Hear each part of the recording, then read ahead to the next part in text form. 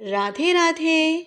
मैं हूँ एस्ट्रो तनुश्री बिस्वास और आज हम बात करेंगे हिंदू पंचांग के एक बहुत ही रहस्यमयी और पवित्र मास के बारे में। मास यानी मंथ, अधिक मास जिसे मल मास और पुरुषोत्तम मास भी कहा जाता है।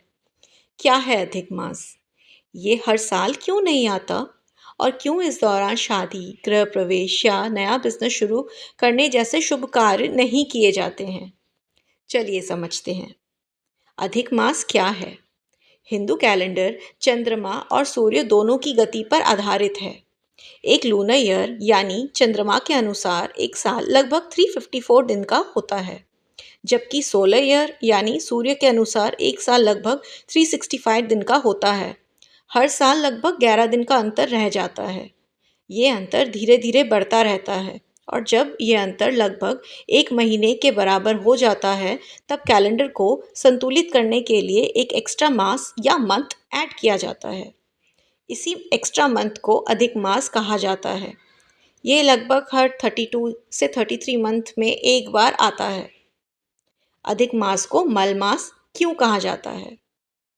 पुराणों के अनुसार इस मास का कोई अधिपति देवता नहीं था, इसलिए इसे लोग मल मास यानी त्याग दिया हुआ मास कहते थे। कथा के अनुसार ये मास भगवान विष्णु के पास गया और अपनी पीड़ा बताई। भगवान विष्णु ने इस मास को अपना नाम दिया। आज से तुम पुरुषोत्तम मास कहलाओगे। पुरुषोत्तम भगवान विष्णु का ही एक दिव्य नाम है। तब से ये मास अत्यंत पवित्र माना जाने लगा। पुरुषोत्तम मास इतना विशेष क्यों है? ये मास भोग का नहीं, योग का माना जाता है। ये समय है मंत्रा जाप का, भक्ति और साधना का, भगवद गीता और भगवतम पाठ का, दान और सेवा का, अंतर्मन और स्पिरिचुअल ग्रोथ का।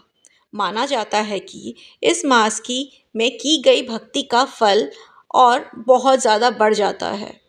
शादी क्यों नहीं की जाती? अब सबसे बड़ा सवाल, अगर यह मास इतना पवित्र है तो शादी और गृह प्रवेश क्यों नहीं किए जाते? इसका कारण अशुभता नहीं है, बल्कि इसका कारण स्पिरिचुअल पर्पस है। पुरुषोत्तम मास को वर्ल्डली अचीवमेंट और सेलिब्रेशन के बजाय स्पिरिचुअल अपलिफ्टमेंट के लिए माना गया है। शादी, गृह प्रवेश और बिजनेस ओपनिंग जैसे कार्य मटेरियल लाइफ का एक्सपेंशन से जुड़े रहते हैं, जबकि अधिक मास का फोकस स्पिरिचुअल एक्सपेंशन पर होता है।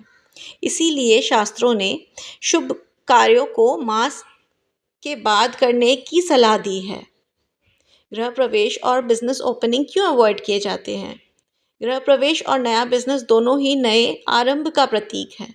पुरुषोत्तम मास में शास्त्रीय दृष्टि से व्यक्ति का बाहरी विस्तार से अधिक आंतरिक शुद्धि पर ध्यान देने को कहा गया है। इसलिए नए वेंचर्स की जगह दान, जाप, तीर्थ यात्रा, सेवा, धार्मिक अनुष्ठान को प्राथमिकता दी गई है। क्या अधिक मास अशुभ है? बिल्कुल नहीं। ये एक बहुत बड़ा भ्रम है। अधिक मास अशुभ नहीं, बल्कि अत्यंत पवित्र और आध्यात्मिक मास है।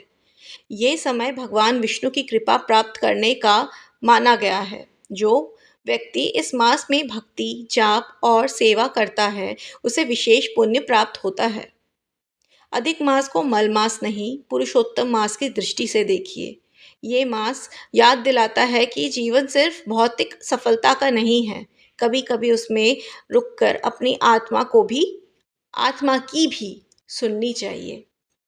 मैं हूँ एस्ट्रो तनुश्री विश्वास। अगर आपको ये जानकारी पसंद आई हो तो वीडियो को फॉलो, लाइक और शेयर ज़रूर कीजिएगा और कमेंट्स में ज़रूर बताइएगा क्या आपने कभी पुरुषोत्तम मास में की व्रत, जाप या साधना की है। राधे राधे।